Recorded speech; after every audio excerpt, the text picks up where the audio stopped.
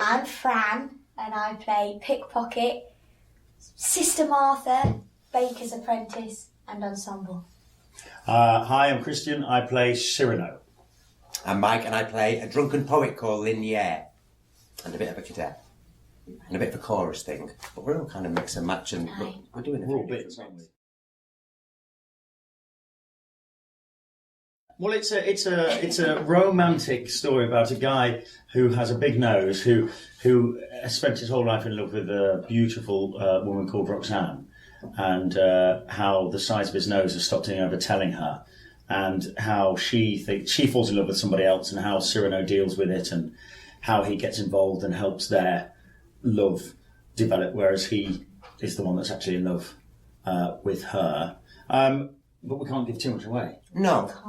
Can't give too much away. No, that was all right. No. And there's sword fights, isn't there? Yeah, swashbuckling and poetry. And Cyrano actually existed, didn't he? He did. It's kind of like it's a romantic ideal of his life, rather than a fly-on-the-wall documentary full of heroism, and by all accounts he was a truly, truly remarkable individual.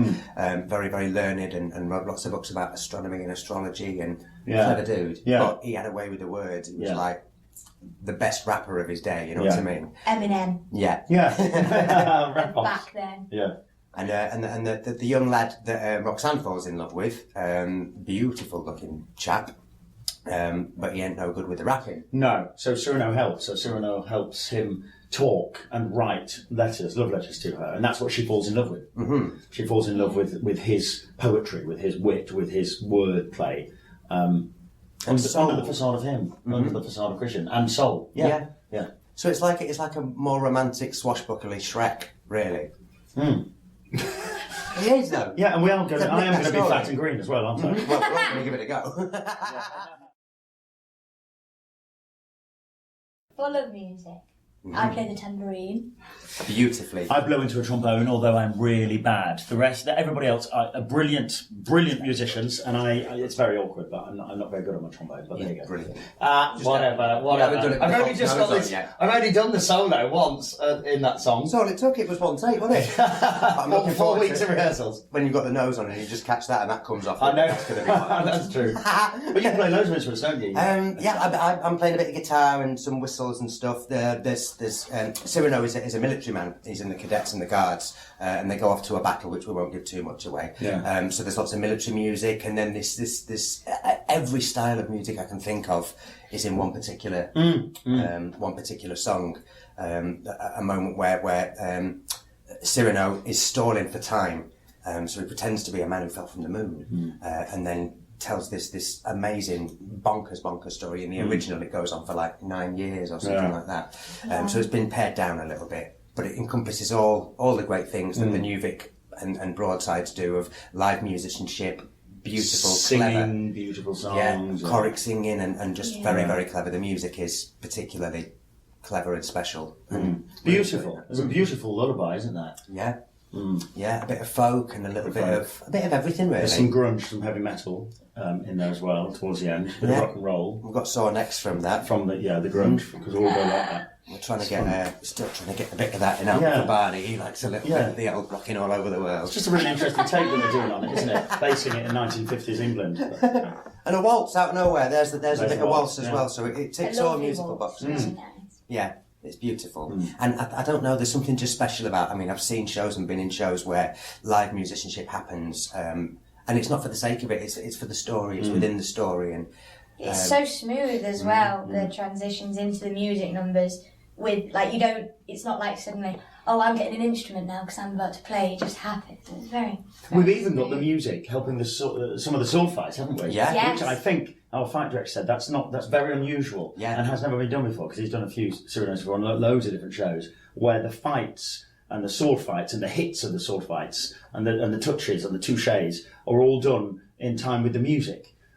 It's taken ages to get it right, but it's great. It's a unique thing. It's very unique, which is great. In that organic process of the music and the fight kind of developed at the same time. So it wasn't a group of people go out and then learn what they're doing and then come back in and then match it against what's happened. They had to happen together. So it's like a double helix. But I'm back into rapping again now.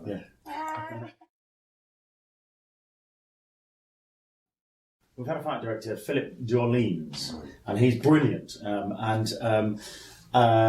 are, I suppose, there's 2 or 3 big fights, isn't there, in it? And it's great, and it's great to get back into that habit of doing sword fighting.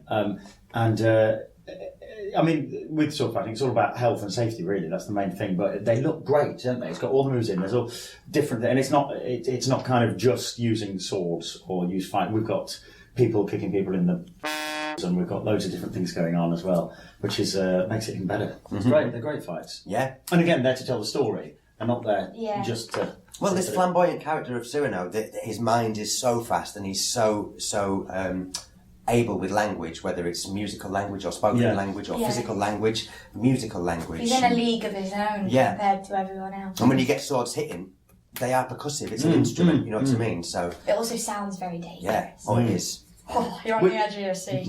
We can do some sword fighting with a baguette, don't we? Yeah. Yeah. Yes. Oh yeah, wooden spoon. No holds barred. It was like just, WWF before. It was. It set so many precedents. This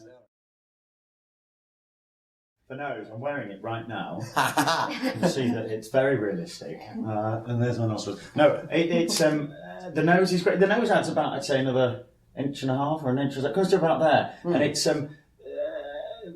before we started rehearsals, the makeup woman came and did the cast of my nose and everything, and we've got 45 noses or something, because each nose lasts a couple of performances. Hopefully, it's this thin latex. But because it's been done specifically for my nose, it looks so realistic, doesn't it? Really it's crazy. So realistic. And it's not overly big, because sometimes Cyrano's done and he has this huge nose, like a Savoy sausage, which just looks comical. So whenever he walks on, it's just a bit weird. The whole thing about Cyrano's nose is it's really more about his psyche to do with it and his problems with his nose that allows him to not tell Roxanne how he feels. He just it's the one thing that it's his big stumbling block his whole life, and where his anger comes from, where his I don't know. I mean, they describe him, don't they? They say he's beautiful down here and talented up, but go up there from the nose and you'll see an ungodly sight. It's not very heavy to wear either. It's really light. And once it's on, I can't really tell it's on. It's great. They just put a bit of glue around the side here and glue up here. It takes about half an hour to put on, and about 20 minutes to take off. But it's a brilliant light little thing. But yeah, it's great. Really, really, really realistic. I would say come and see the show, because you haven't seen anything like it. It's all encompassing, a highly skilled bunch of people, a beautifully. The set is beautiful, and the costumes are insane. Yeah, they really are. So it's spectacular as well. It has a bit of everything. It has live music. It has sword fighting. It's so funny. It's heartbreaking. It's epic, isn't it? Yeah. It's an epic piece. It really is. It spans 14 years, just over 14 years, Yeah.